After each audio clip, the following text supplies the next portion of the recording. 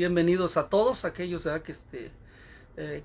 los que se van a conectar y que van a gozarse juntamente con nosotros en la palabra del Señor y podamos escudriñar la poderosa palabra de nuestro Dios, donde estaremos tomando nuevamente algo referencia, ¿verdad? El libro de Efesios capítulo 5 hasta el capítulo 5, todo el capítulo, y vamos a tratar de cubrir todo, ¿verdad? Porque es algo extraordinario la palabra del Señor, que nos da esa efervescencia dentro de nuestro ser, esos ríos de agua viva, ¿verdad?, que van a correr dentro de nosotros. El simplemente hecho de escucharla, eso es lo que trae esa meditación poderosa en Cristo Jesús, Señor nuestro.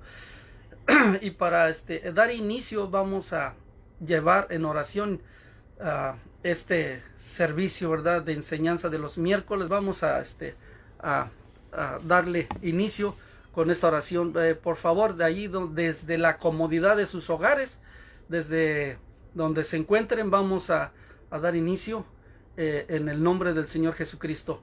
Y inclinen sus rostros y cierren sus ojos. Vamos a orar. Padre eterno, te damos gracias, Señor, por el privilegio que nos das, Señor, de poder escudriñar tu palabra, Señor, esta palabra que nos ha dado vida y vida en abundancia. Así lo dices tú, Señor, y así nosotros lo aceptamos en este precioso miércoles, Señor, donde se nos ha dado el privilegio de compartir tu poderosa palabra, Señor. Yo te pido a través de tu Espíritu Santo, Señor, hables a tu iglesia, hables a mis hermanos, a mis amados hermanos, hermanas, Señor, en Cristo Jesús, y que tú, Señor, seas el que nos traiga luz a nuestras vidas, a nuestra alma, que en estos tiempos tan necesitados de ti, Padre eterno.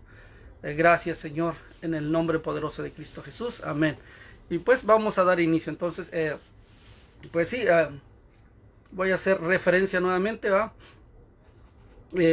Vamos a tomar este estudio en el libro de Efesios capítulo 5 del versículo 1 hasta el 33. Vamos a tratar de cubrirlo completo y empezamos en este momento. Dice el capítulo 5 de esta epístola del apóstol Pablo a los Efesios. En este capítulo tenemos las siguientes divisiones. Primero, el compromiso de la iglesia, que es de los versículos del versículos 1 al 17, y la experiencia de la iglesia, que está en los versículos del 18 al 24, y la expectativa de la iglesia en los versículos 25 al 33. Vamos a empezar este capítulo 5 con su lectura, precisamente la palabra de Dios, y la palabra de Dios se lee en el nombre del Padre, del Hijo y del Espíritu Santo, y dice de esta manera: sed pues imitadores de Dios como hijos amados, y andad en amor como también Cristo nos amó y se entregó a sí mismo por nosotros, como ofrenda y sacrificio a Dios en olor fragante. Aquí la expresión pues, sed pues, dice, conecta esta sesión con la anterior, donde el andar o la vida del creyente se encontraba bajo consideración, ¿verdad? Y continúa exponiendo los mandamientos para la conducta cristiana, ¿verdad? Estos mandamientos tienen una relevancia indudable para la iglesia, que será el presentada a Cristo en mancha y ni ninguna imperfección. Una meta tan elevada y noble que se debe totalmente a la obra de Cristo. Es una dinámica convincente, ¿verdad?, y fascinante para tener una conducta pura aquí y ahora, ¿verdad? Es precisamente lo que Dios nos da de entrada, ¿verdad? Que tengamos esa conducta pura aquí y ahora, ¿verdad? Entonces, lo que podemos observar, ¿verdad?, o hemos aprendido que el Espíritu Santo habita en cada creyente y sella a cada creyente. Aunque nosotros podemos entristecer al Espíritu Santo. ¿Cuántos sabemos que podemos entristecer al Espíritu Santo? Bueno, si usted no lo sabía, el Espíritu Santo de Dios se entristece. ¿Cuál es el motivo por qué se entristece el Espíritu Santo de Dios? primeramente, si nosotros nos dejamos arrastrar por los pecados mencionados en Efesios 4:31, que voy a hacer referencia, ¿verdad? Aunque se hizo en la anterior enseñanza, ¿verdad? El capítulo 4, y dice de esta manera, capítulo 4, versículo 31, y dice de esta manera: quítense vosotros de toda amargura, enojo, ira, gritería y maledicencia y toda malicia. A eso se refiere precisamente de lo que estaban diciendo. Quiere decir, ¿verdad?, que entristecemos al Espíritu Santo, lo cual significa que que somos hijos de Dios. Quiere decir que las personas que no son salvas no creerán que seamos hijos de Dios, y nosotros actuamos de esa manera, ¿verdad? Sin embargo, estamos sellados por el Espíritu Santo hasta el día de la redención, o sea, el día de la transformación gloriosa, donde Dios cuando estemos juntamente con ellos, dice que nos va a dar ese cuerpo glorificado, esa mente glorificada, y esa bendición de estar ante la presencia divina de nuestro Dios. Entonces, para estar en esa condición, juntamente con nuestro Dios, tenemos que reunir esos requisitos, ¿verdad? Esos requisitos tan extraordinarios que lo dice la palabra de Dios, ¿verdad? Entonces, sin embargo, estamos sellados por el Espíritu Santo. ¿Cuántos sabían eso? Que aquel que recibió a Cristo Jesús, dice la palabra de Dios, que estamos sellados. O sea, ¿qué significa ese sello? Que eres de su propiedad. O sea, tú me perteneces. En este caso, si lo ponemos en esa disyuntiva, a Dios le pertenecemos. ¿Por qué? Porque nosotros fuimos sellados por el Espíritu Santo de Dios. Hasta el día de ¿quién? De la redención. El día en que el Espíritu de Dios presentará la iglesia al Señor Jesús. Y ya dijimos que esta meta debería impulsarnos a nosotros siempre, ¿verdad?, a llevar una vida pura, una vida íntegra delante de nuestro Dios. En otras palabras, el creyente tiene que ser un imitador de Dios, especialmente en el tema del perdón. ¿A cuántos de nosotros nos cuesta perdonar? Es difícil, pero nosotros no lo podríamos hacer si no fuera porque el Espíritu Santo de Dios, el Señor Jesucristo, está trabajando en nuestra vida. Es por eso que ahora no guardamos, o no deberíamos de guardar ningún alguna ofensa, ¿verdad? Si alguien nos ofende, nosotros inmediatamente, ¿qué vamos a dar ese perdón? Sin embargo, esto se aplica a todos, ¿verdad?, los aspectos de la vida cristiana. ¿Cuántos sabemos eso, verdad? Que esto se aplica a toda nuestra vida cristiana. Los no judíos que anteriormente vivían en un nivel inferior habían sido llevados al elevado nivel del amor. En esa nueva situación, ¿verdad?, eran entonces llamados hijos amados. El plano del amor, el cual han sido elevados, es el amor que Cristo mostró cuando nos amó, hasta el punto de entregarse a sí mismo por nosotros como una ofrenda y sacrificio. Eso fue lo que hizo nuestro Señor Jesucristo. Pagar el pago del pecado. Y ese pago del pecado lo llevó nuestro Señor Jesucristo, precisamente ¿en dónde? En la cruz del Calvario. Y la última frase del versículo 2 dice así, que dice que se entregó a sí mismo por nosotros, ofrenda y sacrificio a Dios en olor fragante. O sea, había esa correlación donde Dios Padre, ¿verdad?, recibió ese sacrificio. ¿Cómo? Como un sacrificio a Dios en olor fragante. Es algo agradable, algo que le agradó a nuestro Dios, ¿verdad?, ese sacrificio. Nosotros simplemente estamos cubiertos por la sangre de Cristo. Ese pecado que puede estar en la vida de un creyente no existe, porque la sangre del Cordero, el Cordero de Dios que quita el pecado del mundo, en este caso nuestro Señor Jesucristo, nos limpia de todo pecado. Entonces, ese sacrificio, ¿cómo la ve Dios Padre? En este caso, como un olor fragante. O sea, ya no nos ve todos esas carros y carros de pecados que teníamos anteriormente. Bueno, el Señor Jesucristo vino a este mundo e hizo ese sacrificio una sola vez y para siempre. Y es además ese sacrificio como un olor fragante, ¿verdad? Es algo agradable ante nuestro Dios. Es una de las referencias en dado momento a la cruz. Presenta la cruz de Cristo como algo más que la ejecución pública de un criminal, ¿verdad? La cruz era como el altar de bronce del Antiguo Testamento, donde el Cordero de Dios fue ofrecido como un holocausto. A eso la referencia en el Viejo Testamento se veía de esa manera. Ese sacrificio quita el pecado del mundo. Identificaba en este caso en el Viejo Testamento, identificaba a Cristo con cada sacrificio que fue ofrecido en el Antiguo Testamento por mandato de Dios. Todos aquellos sacrificios señalaban ¿a quién? A Cristo Jesús. Miren nada más qué correlación, ¿verdad?, hay en este caso de ese sacrificio que el Señor Jesucristo hizo del Antiguo Testamento hacia esa correlación hacia el Nuevo Testamento. Y ahora nosotros lo podemos percibir, podemos apreciarlo, ¿verdad?, de una manera tan clara, tan contundente en nuestras vidas, que ahora podemos aceptarlo, ese sacrificio como olor fragante que hizo nuestro Señor Jesucristo en la cruz del Calvario.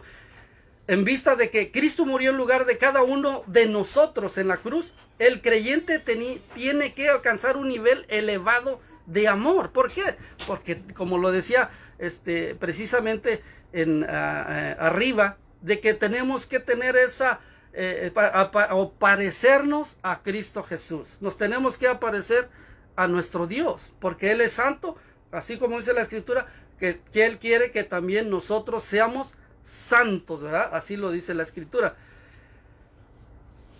El creyente no puede vivir con un espíritu santo tan entristecido, ¿verdad? En este caso, agraviado u ofendido, porque solo el Espíritu puede producir este fruto en la vida.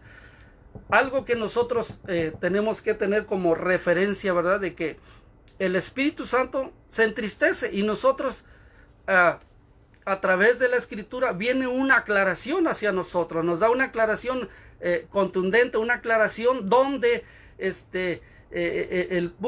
hecho de por qué se ofende, porque solo el Espíritu puede producir este fruto en la vida de nosotros, ¿verdad? Recordemos que en el libro de Gálatas, capítulo 5 al 22, el amor, más que todo, ocupa el primer lugar en la lista como fruto del Espíritu. Entonces, es algo bien importante, ¿verdad? El amor es algo muy importante en este caso, que así como lo manifiesta la palabra de Dios, dice que más Dios,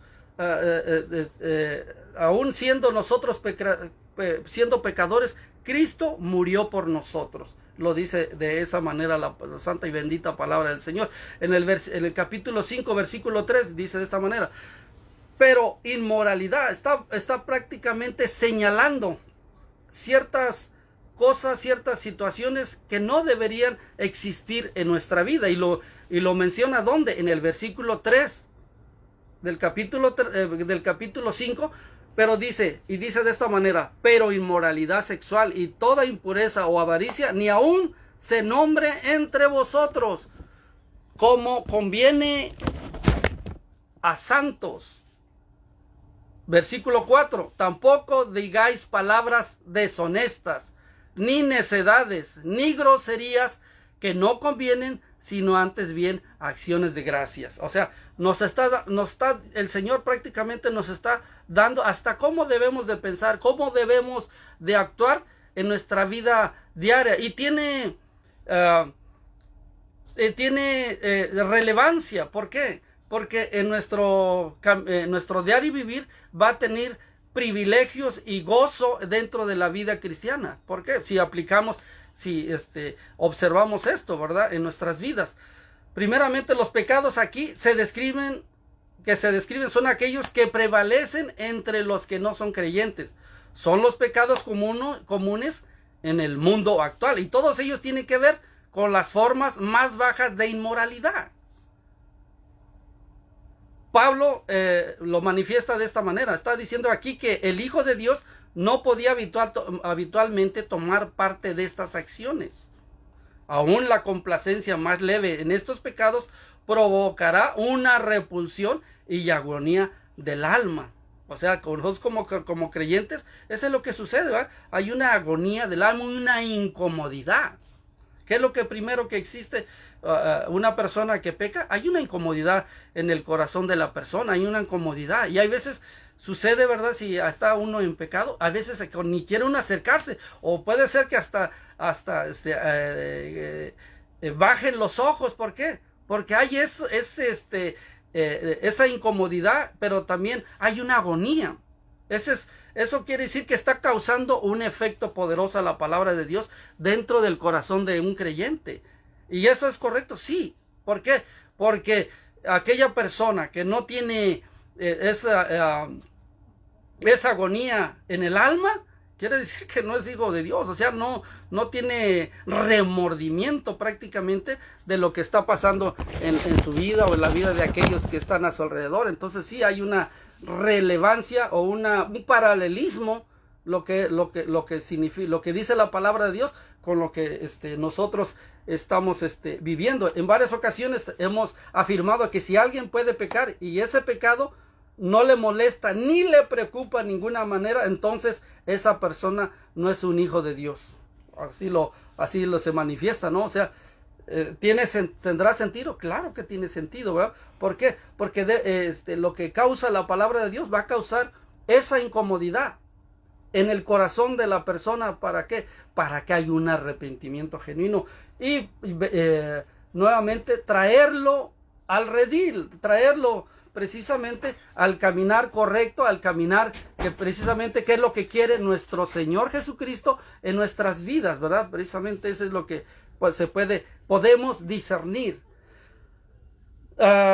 No creemos en que exista ninguna otra alternativa, pero debemos decir que si hay convicción e inquietud en el corazón de esa persona, como el hijo pródigo, puede dirigirse a su padre como hizo el hijo pródigo. Esta persona es hija del padre y solo los hijos desean regresar a la casa del padre. En la parábola del hijo pródigo, los cerdos nunca mostraron deseos de cambiar de situación. ¿Por qué? Porque su naturaleza era diferente, ¿verdad? La naturaleza de aquel, en este caso, como lo está mencionando, en este caso, es una naturaleza muy diferente a la que nosotros podríamos tener. En este caso, condición. Así que los pecados que se enumeran en este pasaje son de nivel bajo, propio de una persona que no reconoce a Dios. Y es cierto, ¿no? O sea, no hay un reconocimiento, no hay un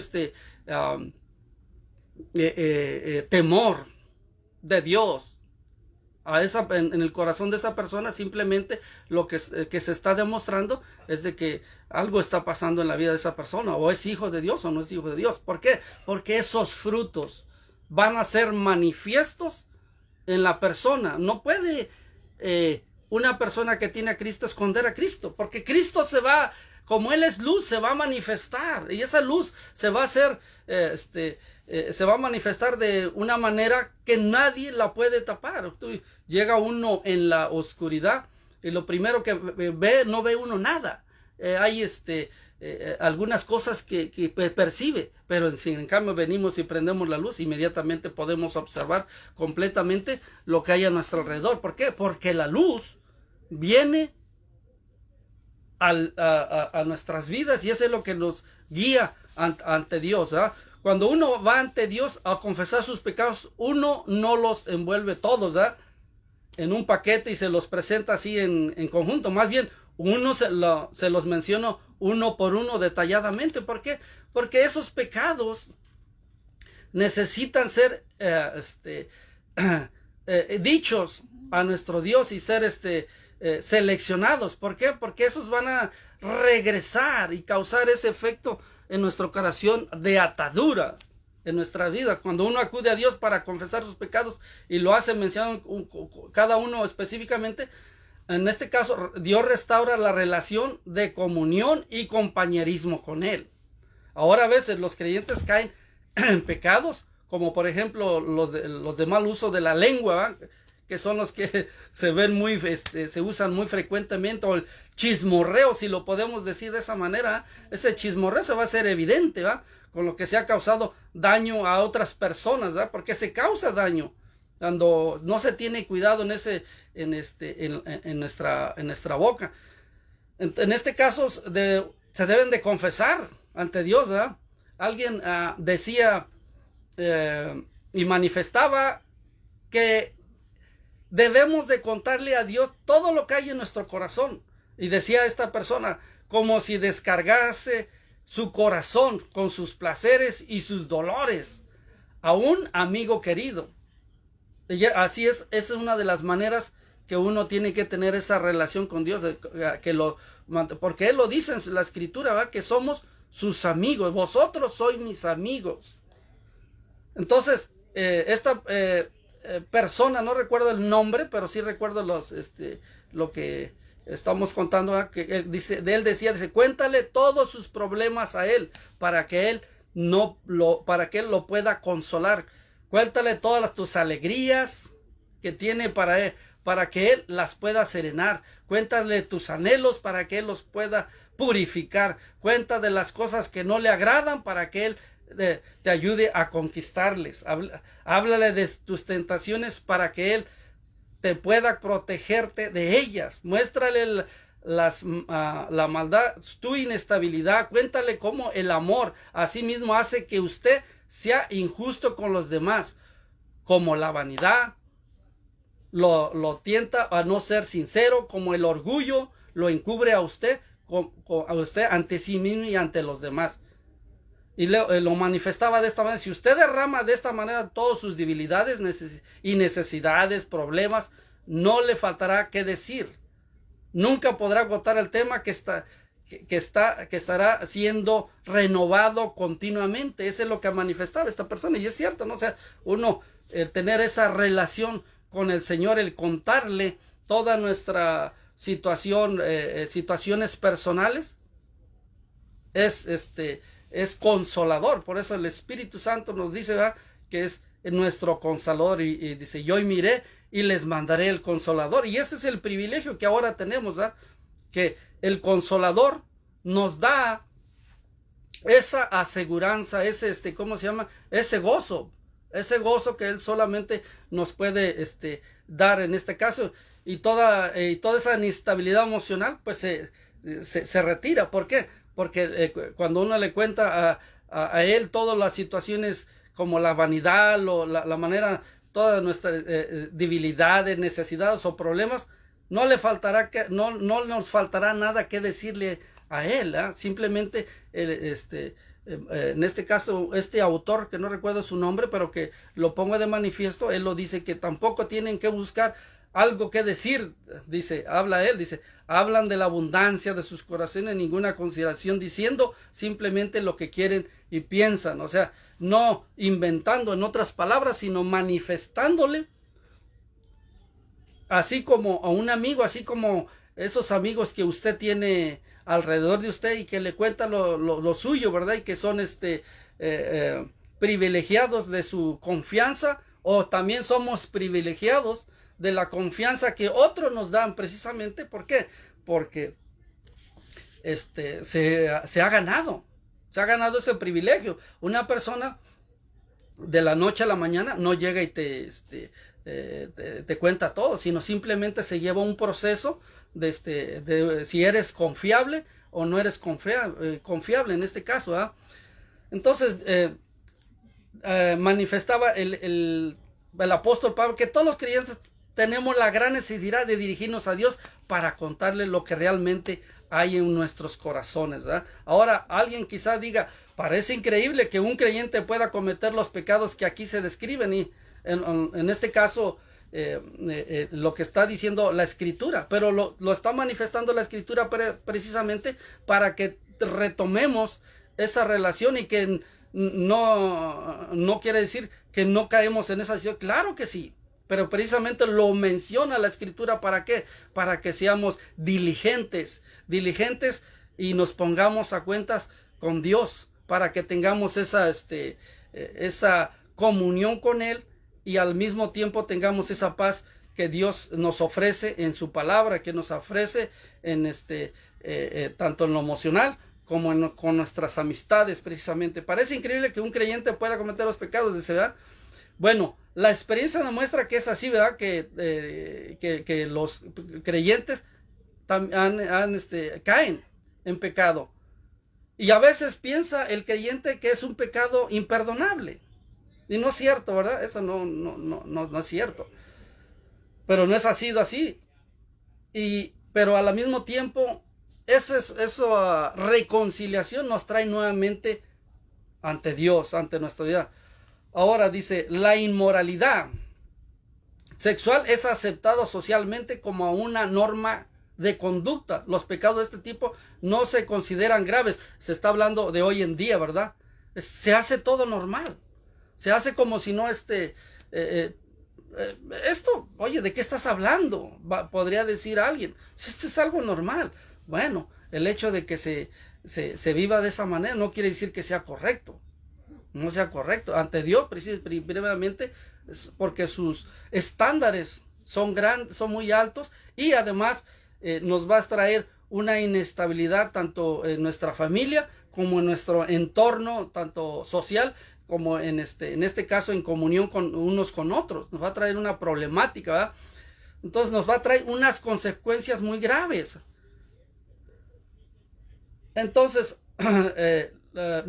pone de manifiesto, ¿verdad?, que la inmoralidad sexual es algo muy grave en este caso. También se mencionó aquí que toda impureza, lo que está hablando de precisamente el versículo 4, ¿verdad?, que de la impureza, la cual incluye toda clase de inmoralidad, ¿verdad? También se menciona la avaricia, que es un afán desordenado que va más allá de adquirir o poseer riquezas. Puede ser un deseo de ser mentalmente superior o alguna otra persona. ¿Cuántas personas a veces vemos, ¿verdad?, que se creen superiores a otras cuando todos somos creación del Señor y somos algunos que otras personas, en este caso, que son hijos de Dios, que tienen ese privilegio que solamente Dios nos puede dar a través de esa reconciliación en la cruz del Calvario. Otra situación, ¿verdad?, que también se puede dar, en este caso, aparte de la avaricia, ¿verdad?, puede tratarse de codiciar una determinada posición, ¿verdad?, también como una forma de avaricia, ¿verdad?, determinada posición o un cargo. Por supuesto, se incluye también la codicia por el dinero, ¿verdad?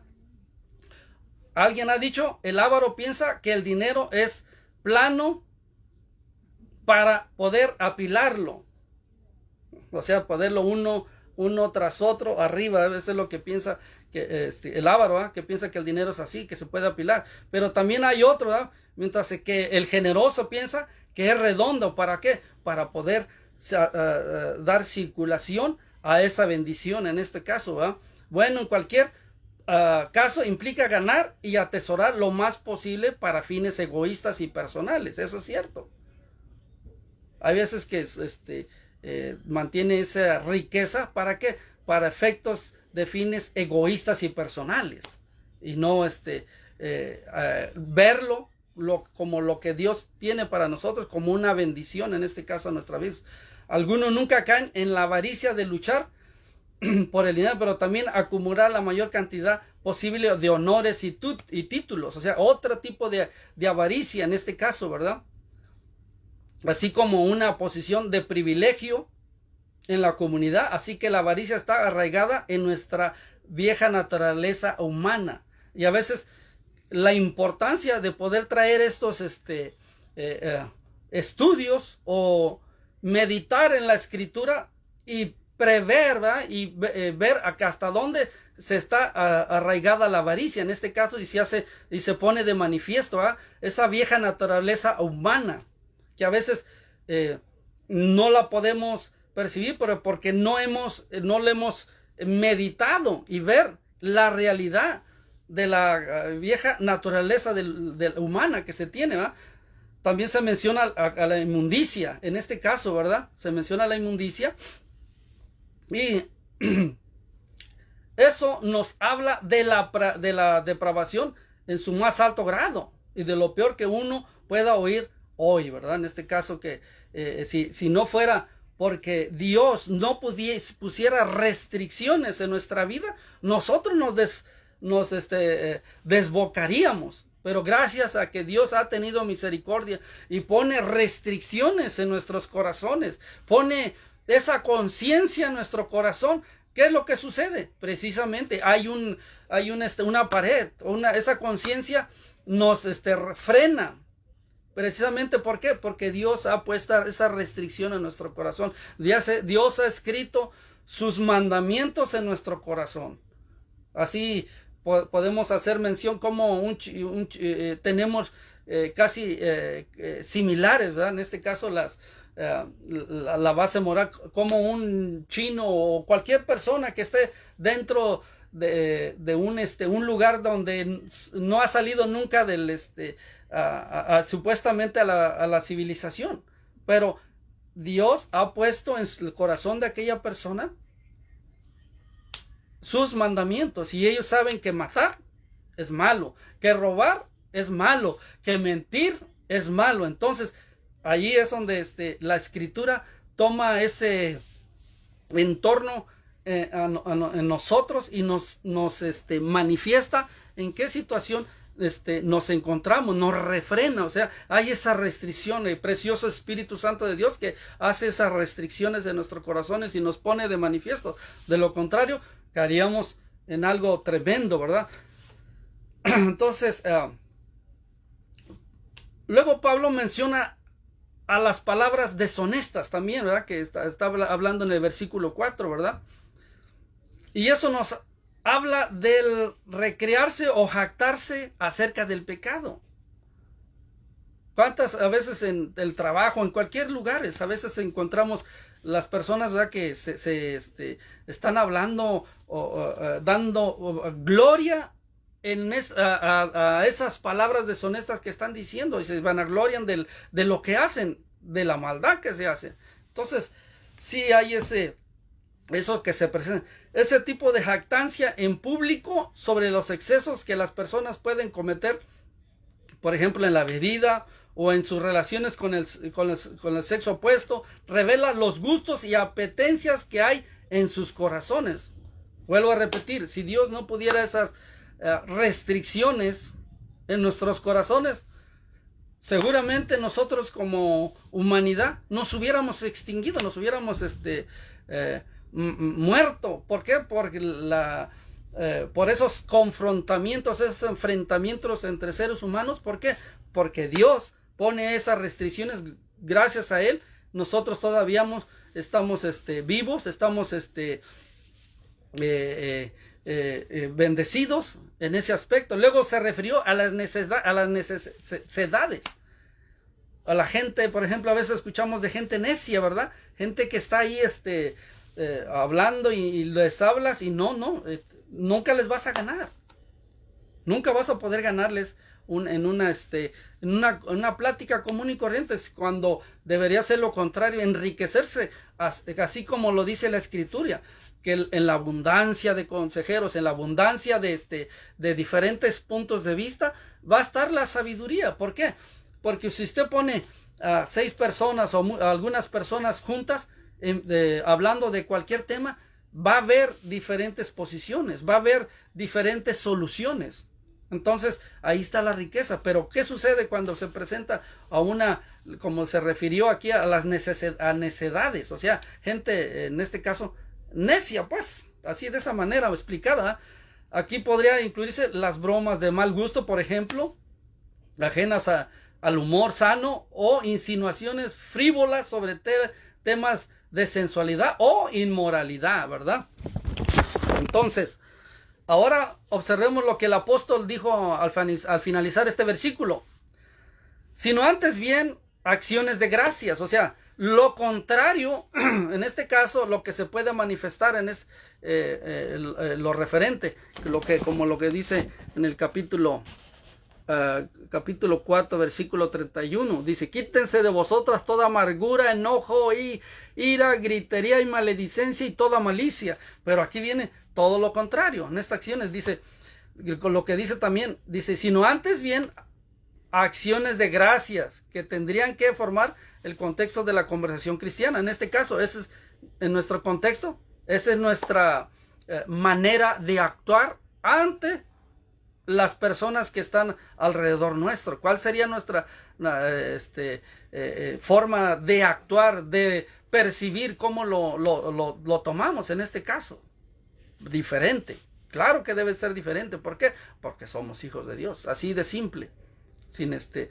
Sino antes bien acciones de gracias, que tendrían que formar el contexto de la conversión cristiana. Creemos que ya hemos contado con acerca de los creyentes que cuando acostumbraba a jugar, en este caso cuando se tomaba estas situaciones que se presentan, cuál es la referencia o cómo es el actuar del cristiano. Pues todo lo contrario. ¿Por qué? Porque refleja a la luz de Cristo Jesús. En este caso, ¿verdad?, que es el que nos da la brújula, nos da la forma en cómo nosotros vamos a actuar ante ciertas circunstancias. Versículo 5, y dice de esta manera, versículo 5 del capítulo 5, dice: ¿sabéis esto? Que ningún inmoral o impuro o avaro que es idólatra tiene herencia en el reino de Cristo y de Dios. Y creemos que en esto, ¿verdad?, se entiende que con toda claridad que la persona que no ha sido regenerada y que practica estos pecados no tiene ninguna parte en el reino de Cristo y de Dios. ¿Por qué? Porque no, los frutos, así lo pone de manifiesto. Los frutos identifican, es como los árboles, ¿ah? El árbol de aguacate, ¿qué va a dar? Aguacate. El árbol en este caso, la ciruela, ciruela. Y así sucesivamente. Cada árbol va a dar, dependiendo de cuál es su naturaleza, va a dar ese fruto. Igualmente, entonces nosotros, poniéndolo en nuestro contexto, poniéndolo en nuestra caminar cristiano, ¿qué es lo que vamos a dar? Buenos frutos. Y esos frutos van a ser manifiestos a nuestro alrededor. Vamos a ser amorosos, vamos a ser más condescendientes con los demás, vamos a ser bondadosos, amorosos, así como lo dice el libro de Gálatas, ¿eh? Entonces hay algo bien manifiesto que se va a ver con tanta claridad que no va a haber, y creemos que se entiende con toda claridad, ¿eh?, que la persona no ha sido regenerada y que practica estos pecados no tiene ninguna parte en el reino de Cristo y de Dios. Ahora, si un hombre profesa ser creyente, practica estos pecados, entonces él se clasifica inmediatamente en esa categoría de no creyente, en este caso, ¿no? No importa cuál sea su posición en un círculo cristiano, o sea, no importa si sea líder o lo que sea, no importa. Tal persona le está diciendo a un mundo perdido que no es un hijo de Dios. O sea, hay una identificación muy evidente dentro de nuestra caminar con Dios, y esa identificación lo va a ver, lo van a percibir, lo van a oler. Apenas o lo van a leer, así como los libros, deberíamos ser libros abiertos, ese libro abierto que pueden ser leídos fácil, o sea, están identificados. Entonces nos trae un beneficio grande, y vivir en esa corrupción moral y espiritual es colocarse uno mismo allá del límite de lo inaceptable para un hijo de Dios. ¿Será cierto? Claro, es inaceptable, o sea, inmediatamente, este no es un hijo de Dios. ¿Cómo se identifica un hijo de Dios? Bueno, pues por esos frutos que son muy manifiestos, muy evidentes, ¿verdad? Versículo 6, nadie os engañe con palabras vanas, porque por estas cosas viene la ira de Dios sobre los hijos de desobediencia. No seas pues partícipes con ellos. Aquí hay otra advertencia, ¿verdad? Hay una advertencia que en este caso el apóstol Pablo está poniendo en evidencia. Dice, en vista del hecho que la ira de Dios será derramada sobre aquellos que no hayan sido regenerados a causa de estos pecados. Se deduce entonces que el Hijo de Dios no puede participar en estas acciones o prácticas, ¿eh?, sin incurrir en el desagrado y el juicio de Dios. ¿Cuántos sabemos eso? Claro.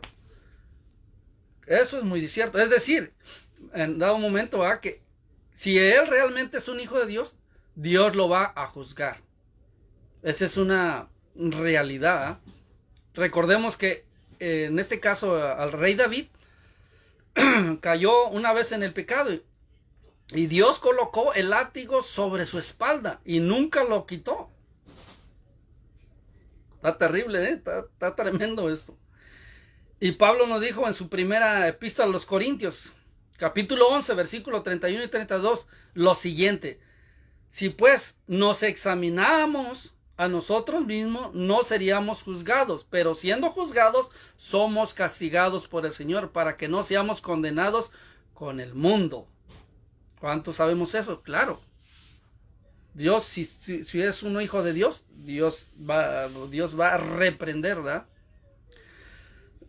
Si usted puede pecar y salirse con la suya, en otras palabras, ¿verdad?, entonces simplemente usted no es un hijo de Dios.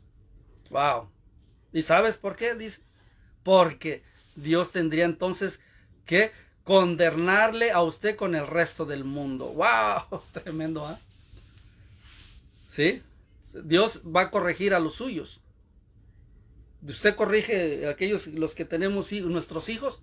¿Qué hacemos? Los corregimos. ¿Nos salimos con la nuestra? No, definitivamente no. ¿Qué es lo que se hace? Precisamente, ¿qué hay de aquellos padres que no corrigen a sus hijos? Es porque posiblemente no los aman. Pero si una persona se siente, yo he escuchado a veces a personas, ¿verdad?, precisamente, dice, ay, es que me duele mucho, sí, pero es precisamente porque lo ama tanto esa persona, pues lo va a corregir. En amor, ¿verdad? Lógico. En amor, porque lo amas. ¿Por qué? Porque si lo corriges tú, para que no te lo corrija la policía a su manera. Los policías a veces, bueno, no son sus hijos, lógico, pero no van a tomarse ese cuidado como nosotros lo tenemos con ellos. Ellos no quieren batallar, ¿no? Lo van a hacer lo que tengan que hacer, pero es precisamente se batalla el día de hoy. ¿Para qué? Para que no batallen nuestros hijos o en este caso Dios con nosotros, para que no batallemos posteriormente, ¿ah?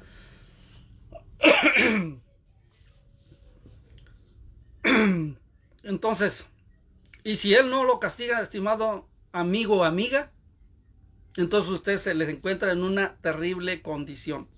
Si Dios no nos castigara, ¿eh?, entonces nos encontraríamos en qué condición, una terrible condición, ¿eh? Y eso quiere decir que usted, podríamos decir, usted o yo, no sea su hijo como él, porque él no castiga a los hijos del chamuco, en este caso Veamos ahora el versículo 8, lo que dice. Porque en otro tiempo eras tinieblas, fíjense lo que está manifestando, porque en otros tiempos, y estamos siguiendo rápido, pero aún así yo pienso, no vamos a poder tomar todo el capítulo. Apenas vamos en el versículo 8 y miren nada más ya, pero vamos a acelerar un poquito y abuelo de pájaro, sea rápido. Porque en otro tiempo eras tinieblas, ahora sois luz en el Señor, andad como hijos de la luz, porque el fruto del Espíritu es en toda bondad, justicia y verdad, comprobando lo que es agradable al Señor. Versículo 8 y versículo 9. El apóstol Pablo lo que estaba prácticamente recordándonos a nosotros como creyentes, su estado antes de su conversión. Ellos no simplemente estaban en las tinieblas, ellos eran tinieblas. En este caso, la gente que no está en Cristo Jesús son tinieblas. Decimos en la actualidad que la persona que no ha sido salva está en tinieblas. Pero es una condición aún peor, ¿verdad? Uno no puede imaginar su condición hasta que ve de cerca hasta dónde puede llegar una persona en esa situación. Vuelvo a repetir, o sea, haciendo alusión, ¿verdad? Si Dios no pusiera restricciones en nuestras vidas, ¿cuántas veces en nosotros, o hasta veces en las mismas noticias, ¿verdad? Dice, pero se veía tan bueno esta persona, pero miren cómo es posible si era una persona tan amable. Exactamente. Estamos hablando de esas personas, ¿verdad? Si Dios no pusiese restricciones en nuestra vida, seríamos algo tremendo en nuestra vida. Observemos algo, por ejemplo, lo que dice así, la frase ahora, soy la luz en el Señor, que significa que nosotros debemos reflejar ¿a quién? A Cristo Jesús, que es la luz del mundo. Pablo estaba aquí identificando el fruto de la luz, es decir, que estaba destacando las características que siempre acompañan a la luz. Ahora, ¿cuáles son esas características? En toda bondad, que quiere decir amabilidad, justicia, que quiere decir rectitud moral y verdad. Se refiere principalmente a la sinceridad y la autenticidad. Es decir, que el cristiano debe someter a prueba su vida de esta manera para comprobar si está en la esfera de la voluntad de Dios y por lo tanto viviendo una vida que le agrade. Y eso es algo lo que queremos, ¿verdad? Queremos vivir una vida agradable hacia Dios. Y si hay algo, por ejemplo, en el corazón de una persona y que se siente esa incomodidad, ¿es bueno? Sí. ¿Por qué? ¿Por qué es bueno que haya esa incomodidad en el corazón? Porque está, ya cuando no siente una persona nada, que no hay remordimiento en su corazón, quiere decir que no es hijo de Dios. ¿Por qué? Porque hay ese dolor interno, esa lucha constante, esa resistencia. Se resiste al pecado. No quiero. ¿Por qué? Porque quiere ¿qué? Agradar a su creador, agradar a su hacedor. Entonces, ¿qué significa vivir en la luz? Es esto, ¿verdad? Que es vivir en bondad o amabilidad, en justicia o rectitud moral y en sinceridad, es decir, con sinceridad y autenticidad. Eso es lo que significa, si lo pusiéramos de esa manera, vivir en la luz.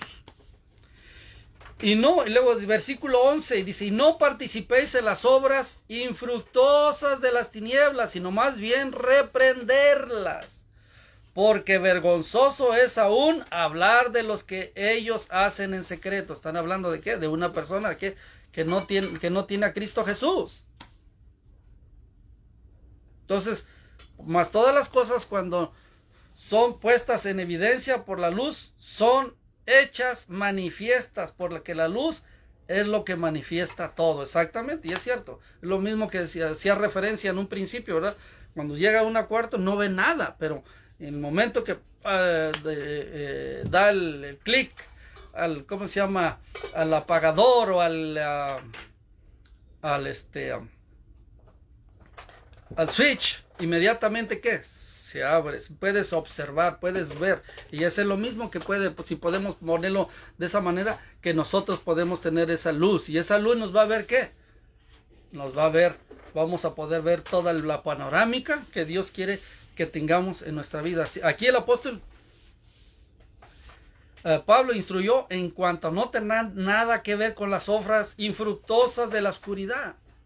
Un hijo de Dios simplemente no puede participar en las obras inútiles de los que pertenecen al reino de la oscuridad. De la misma manera que la luz y la oscuridad no pueden mezclarse en el mundo físico. Y es cierto, porque la luz y las tinieblas no se mezclan. El momento que sale la luz, ¡pum!, se acabaron las tinieblas.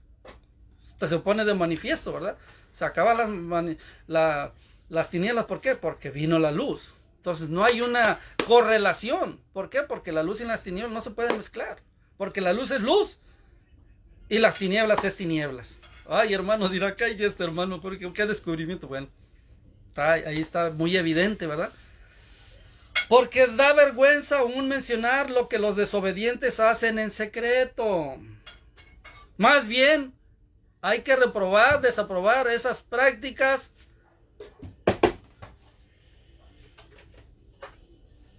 Ello no significa que el cristiano ha de convertirse en un reformador. O sea, a veces queremos gente que apenas conoce ya, no debes de hacer esto, no debes de hacer lo otro. Quiere decir que por la luz que refleja tu vida, él mismo es un reproche de esas obras de la oscuridad.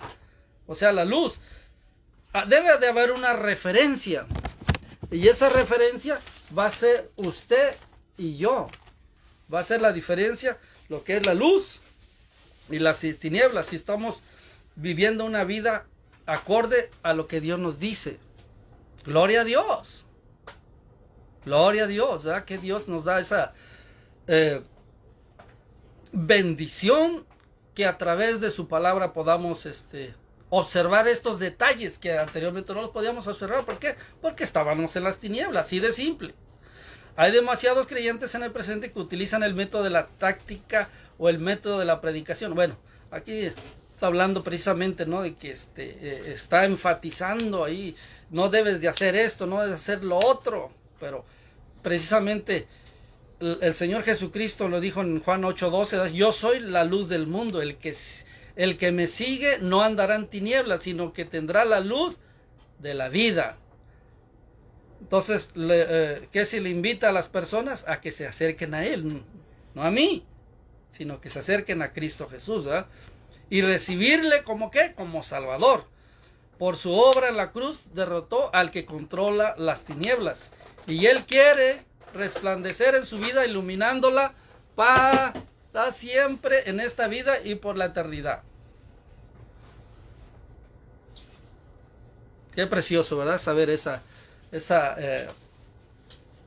condición en la que se presenta. Bueno, se fue rapidísimo y miren, no alcanzamos más que llegar hasta el versículo 8, 9, nada más. Bueno, pero le agradecemos al Señor por ese privilegio que nos ha dado de compartir.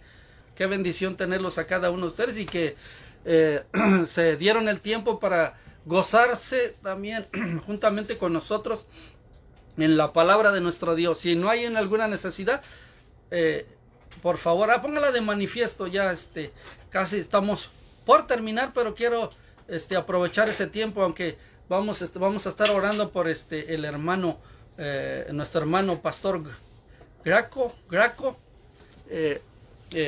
de inglés, por la necesidad que está pasando. No sabemos qué es lo que está pasando, pero sí hay una necesidad ahí que debemos ponerla de manifiesto, doblando rodillas ante nuestro Dios para que lo ayude, lo cuide y lo proteja, que es miembro de nuestra iglesia de Misión Ebenecer. También quiero invitarlos, ¿verdad?, que este domingo nuevamente se vuelvan a conectar a través de Facebook, a través de YouTube, a través de las plataformas de internet, para que estemos ahí juntamente con nosotros, gozándonos en lo que Dios tiene para que decirnos en este domingo. El servicio de inglés empieza a las 9 de la mañana y el servicio de español a las 11 de la mañana. Así es como estamos, se está llevando en nuestra iglesia, y le agradecemos al Señor por esa grande bendición que nos ha dado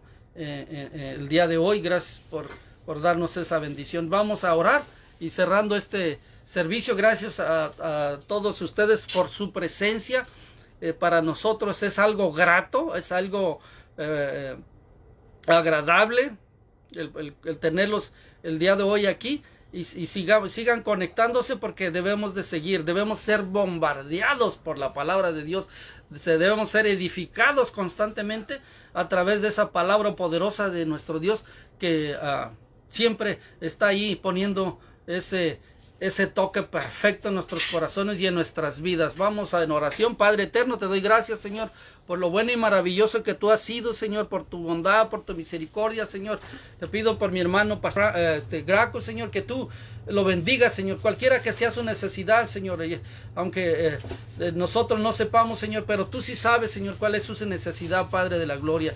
Bendícelo, Señor, cuídalo, Señor, y también te pido por cada uno de mis hermanos de nuestra iglesia Misión Ebenecer Family Church, donde tú, Señor, queremos que te manifiestes poderosamente en la vida de cada uno de nosotros, Padre de la gloria. En el nombre poderoso de Cristo Jesús, te pido que tú sigas obrando, que tú sigas bendiciendo nuestras vidas. Y, Señor, gracias por cada hermano nuestro, Señor, que se ha conectado el día de hoy, y bendiciones, Señor, para cada uno de ellos, Padre amado.